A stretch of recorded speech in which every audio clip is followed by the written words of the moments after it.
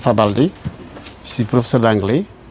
Donc, je suis originaire de Kolda, plus précisément, donc, de la commune de Tankanto-Escale, qui se situe à 15 km de Kolda, sur la RN6, donc, qui mène à Ziguinchor.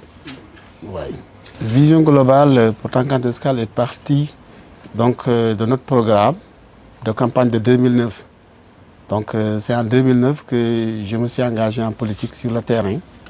Donc, on avait élaboré un programme parce que moi, je me suis dit que celui qui doit, en tout cas, aspirer à diriger une commune ou bien un pays, il faut le faire sur la base d'un programme, mais pas sur la base des mallettes d'argent. Donc, c'était même sous la bannière de la génération du concret.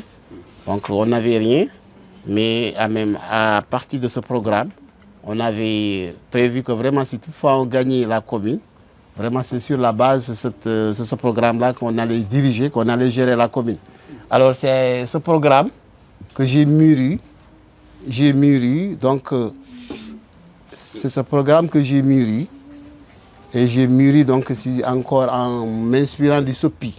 C'est ce programme qui est devenu, après 14 ans, parce que c'est en 2009, ça date de 2009, vous verrez même que le premier chapitre que j'ai écrit date de février-mars 2009.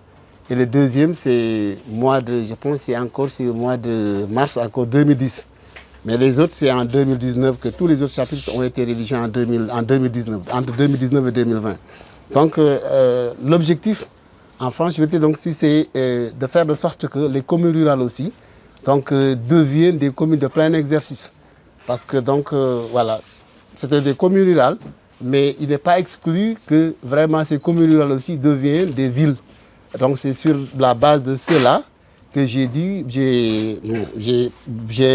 intitulé le livre Une vision globale. C'est une vision globale parce que vous voyez que vous pensez que, bon, ce qui est grave, surtout par rapport à nos dirigeants, donc quand tu es élu maire ou bien tu es élu président, tu penses que c'est toi seul qui peux changer, alors que ce n'est pas ça. Vision globale, moi j'ai dit que c'est l'ensemble de la population. Tout le monde doit participer, tout le monde doit contribuer. Donc que ce soit le paysan, que ce soit la paysanne, tout le monde, on doit consulter tout le monde.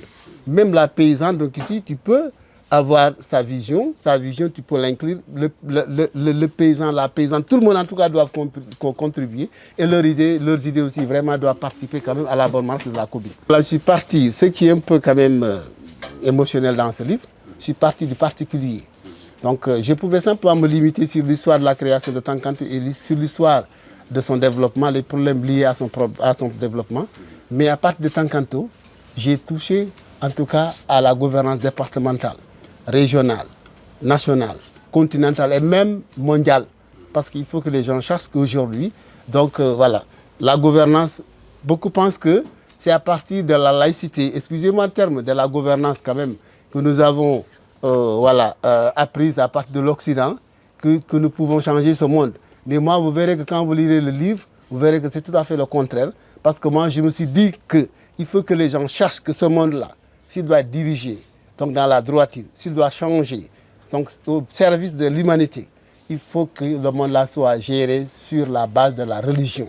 Raison pour laquelle j'ai même cité des hadiths du prophète, parce que c'est un peu aberrant.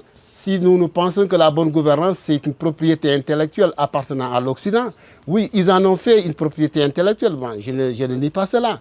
Mais il faut que les gens sachent que c'est dans les années 90, pour la première fois, que le mot bonne gouvernance est sorti de la bouche de François Mitterrand. C'est en 92. Raison pour laquelle il avait même dit, pour qu'il y ait une bonne gouvernance, il fallait même un peu diminuer, il fallait que même que le ministre des Finances ne soit pas beaucoup dépendant du président de la République. Mais ça, c'est en 92.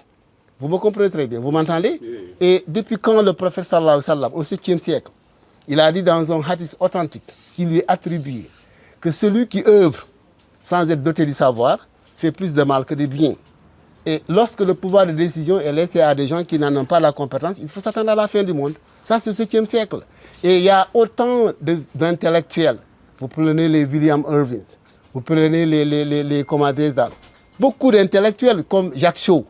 Donc, c'était un chrétien jusqu'au moment où, en tout cas, il jetait ses yeux à l'endroit du prophète, qui a qui a fait des éloges, en tout cas qui a magnifié la bonne gouvernance du prophète sallallahu alayhi wa sallam, instaurée à la Mecque et à la Médina au 7e siècle. Et jusqu'au moment où nous sommes actuellement, n'a changé, n'a subi aucune, en tout cas, ne souffre d'aucun changement. Je pense que les gens doivent s'inspirer de l'islam et de l'enseignement du prophète sallallahu alayhi wa sallam pour lui diriger ce monde, mais pas seulement sur, en tout cas, l'histoire de la gouvernance occidentale. Moi, c'est ça, c'est ma vision aussi.